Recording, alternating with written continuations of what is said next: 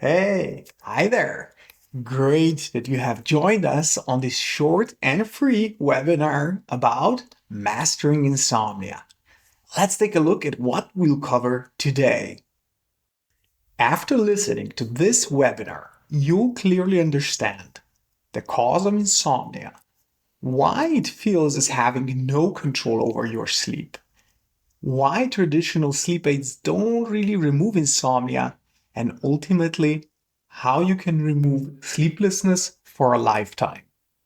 As you can see, we have a lot of materials to cover today, so let's get right to it. My name is Alex, and I'm a sleep coach. This means that I'm a personal trainer for developing the skill of sleeping. Yes, you heard that correct. Sleeping. Why? Each person experiences short-term issues with sleep at several points in life. This is normal, and such episodes generally normalize themselves out. The issue is, of course, when they don't. And if we look at the statistics, up to 1 out of 6 persons has insomnia, and every third Western is not getting enough sleep. A figure that has remained constant, if not slightly growing, in the past years. If you stop to think about it, such prevalence is enormous. What is happening here? Is it possible that existing methods for coping with sleeplessness and inducing sleep are ineffective? To see if this is the case, let us investigate the cause of insomnia first. In short, the cause is something called hyperarousal. This means an excessive activation of our organism. Let me explain. Think about your everyday life. We constantly operate, yet in various levels of activation. We transition several times from one area to the other throughout the day, sometimes remaining in one state for a moment, other times for prolonged periods. The level of activation that our organism is in is a consequence of our external world, meaning our environment, and our internal world, meaning our conscious goals and our bodily functions and processes. The inner and the outer world are never static, but they're constantly changing. Therefore, our level of our activation must constantly adapt as well. This dynamic synchronization is performed by two complementary automatic systems. The first is called sympathetic, colloquially known also as a fight or flight system. And the second system is called parasympathetic, also known as a rest and digest system.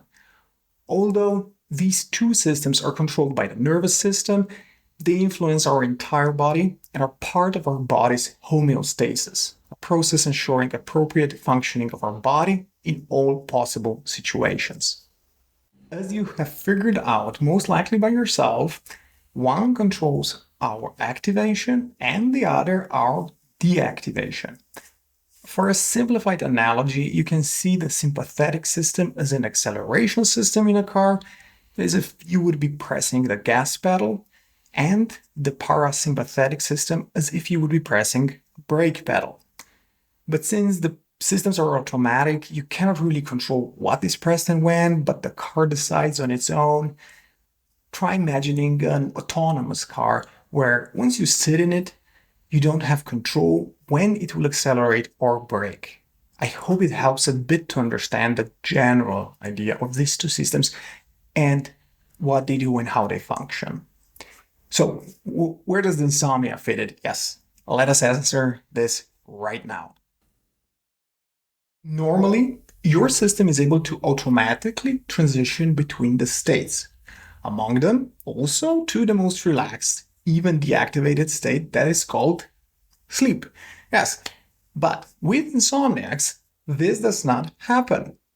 Physiologically, this means an overactivation of the sympathetic nervous system or hyperarousal. Remember that I mentioned that before?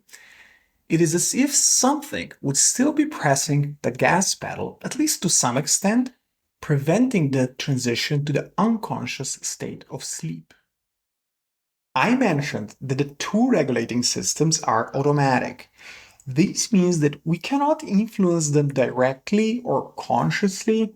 There is no pedal or button we could press.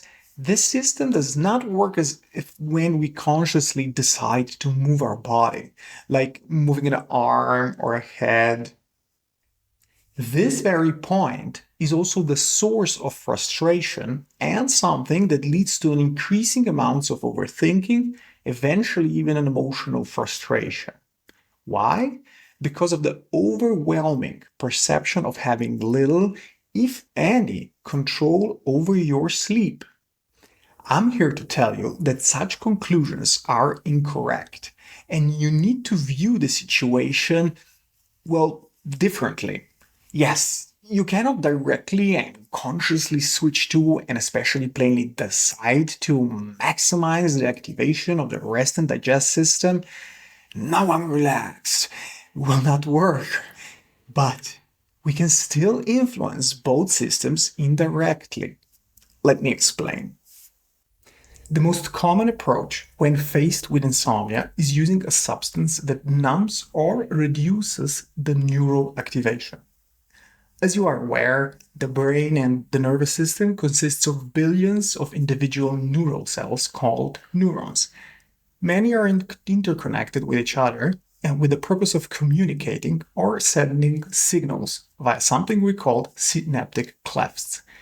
There are many factors that influence this communication, but what is relevant for us right now is a neurotransmitter called GABA, short for gamma aminobutyric acid. This is a molecule that our organism naturally creates and is used to decrease the stimulation of the connecting neuron. By influencing the amount of GABA in our nervous system, we can influence how activated we are. This can be achieved in various ways, and available solutions come with various levels of potencies. With these kinds of sleep aids, the best analogy would be that your organism is still pressing the gas pedal for whatever reason, yet after using these kinds of aids, the acceleration system is not working as intensely as before.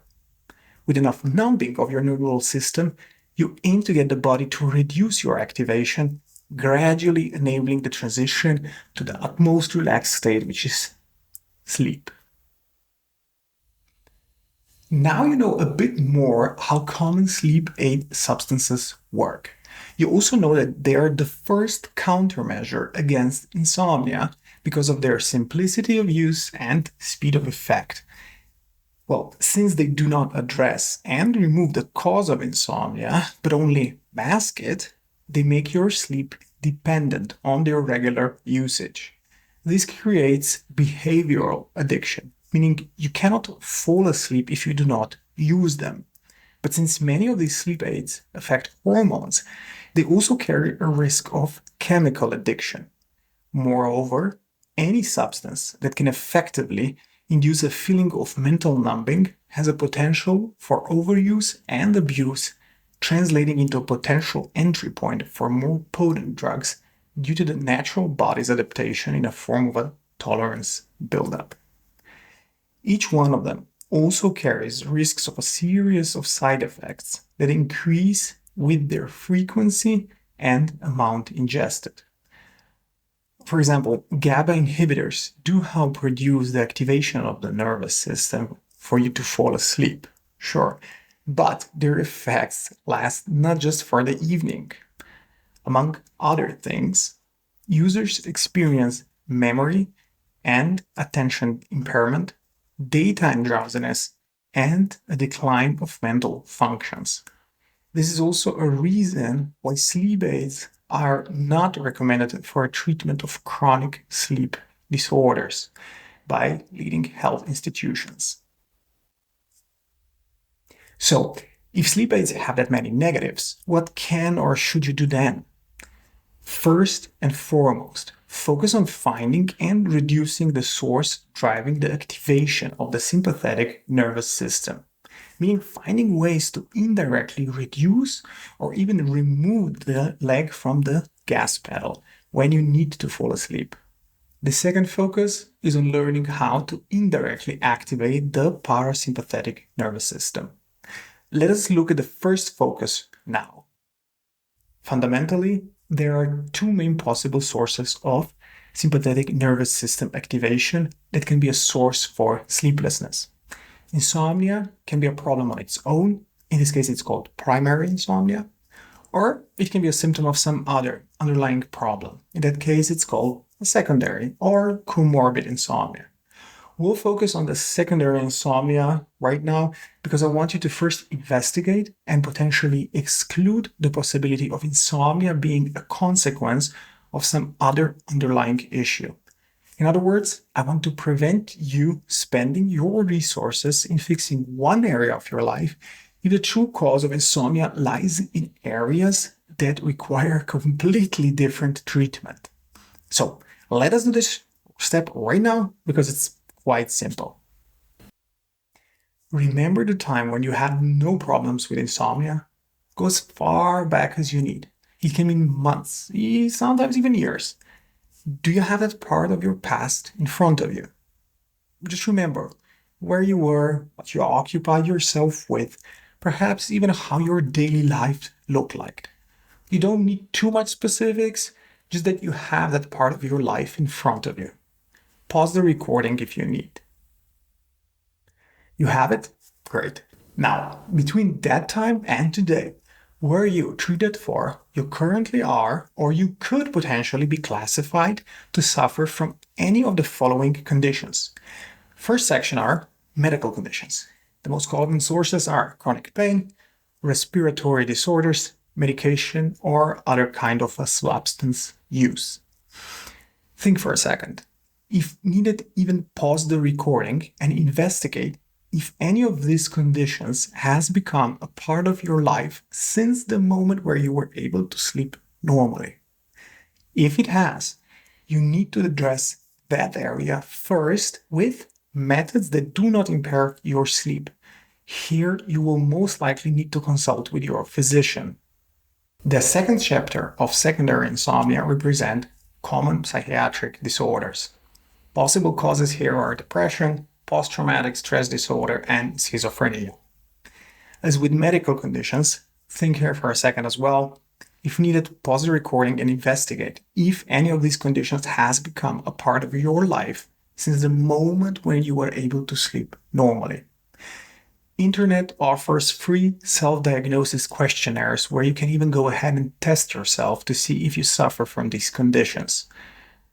If you determine or suspect that this is something that has happened to you in this time frame or is even still ongoing, then you need to address that area first with methods that do not impair your sleep. For these areas, you will need to consult a psychiatrist or a psychotherapist for a specialized treatment. With common sources of secondary insomnia out of the way, we can now focus on primary insomnia. Sources of primary insomnia can be present in your environment, behaviors, cognitions, and even emotional states. Each of those topics is a broad area and far exceeds the scope of this webinar. Atop of those, there is actually one more secondary cause of insomnia that I intentionally haven't mentioned before.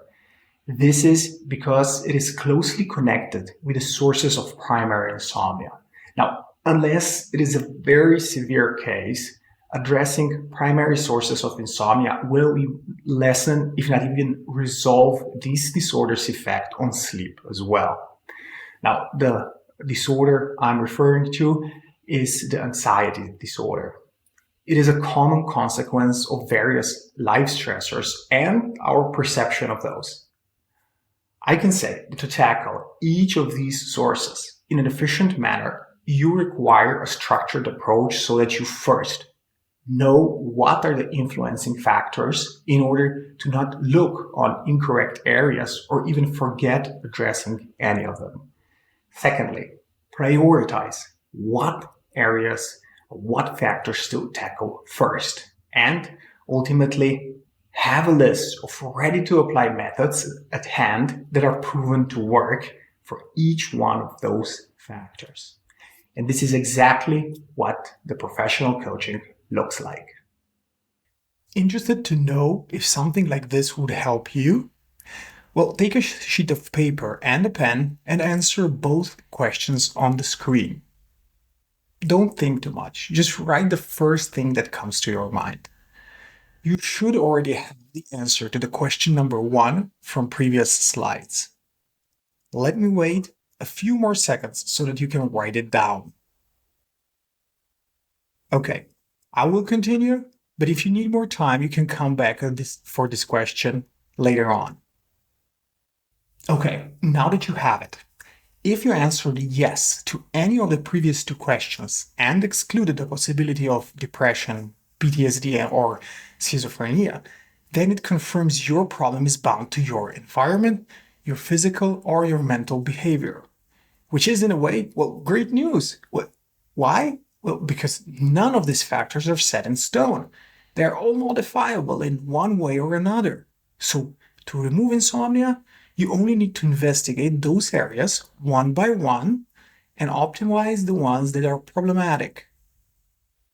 The method is called a cognitive behavioral therapy for insomnia, or CBT-I, and all leading health institutions recommend treatment of primary insomnia using cognitive and behavioral methods due to its overall effectiveness. And this is exactly what sleep coaching is based upon. As your coach, I will be there first and foremost to guide you through the process, showing you what areas to cover, in what sequence, and what to prioritize. Secondly, I will teach you various methods on how to address individual areas and even provide the background logic. And ultimately, I will be there for you the entire time if you will need, well, pretty much anything in regards to sleep. So, if you are an insomniac, are interested in permanent solutions, and are willing to commit a few hours for self-improvement, then I will not only help you find and remove any primary sources driving your hyperactivation, but I will also teach you a skill of falling asleep in 30 minutes or less. Let me expand a bit on this. Among other things, sleep coaching is also a skill development training that teaches you the correct behavioral and mental steps that, once followed, ensure sleep almost any time. When mastered, you can even fall asleep almost anywhere. This kind of solution not only resolves the true cause of insomnia, but is also long-term, automatic, has no side effects, is non-addictive, and grants you full independence from any sleep aids. So why it is not widespread?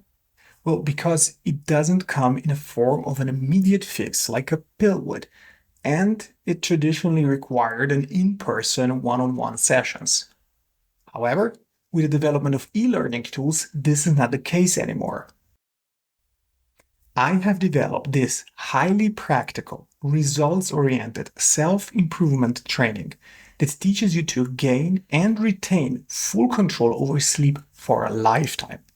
This self-paced video course consists of a multiple-angle approach to all sleep-relevant areas of life, covering the environment, lifestyle, behaviors, cognitions, and even emotional states. So, if you are suffering from insomnia for months or even years, tried various pills and aids without any tangible signs of improvement, and are determined to solve your insomnia once and for all, then my video course will definitely help you. But I don't want you to only patch your sleep. No, I want you to become the master of your sleep. I want you to have full control over your sleep, now and forever. So I have added the following 2 bonuses. First is a short sleep experiment with which you can maximize the quality of life through sleep. You complete it once you remove the insomnia. Secondly, an instructional guide on preventing insomnia from occurring ever again. You see, I hold a firm belief that the lifelong pursuit of the optimal version of ourselves is the best investment we can make. Why? Because every tiny improvement we've implemented compounds every single day until the day we die. And there is no other similar life hack that requires so little effort yet delivers such overwhelming improvements on several areas of life as if she or he can reap the full benefits of sufficient sleep on a daily basis. So, how can you achieve this?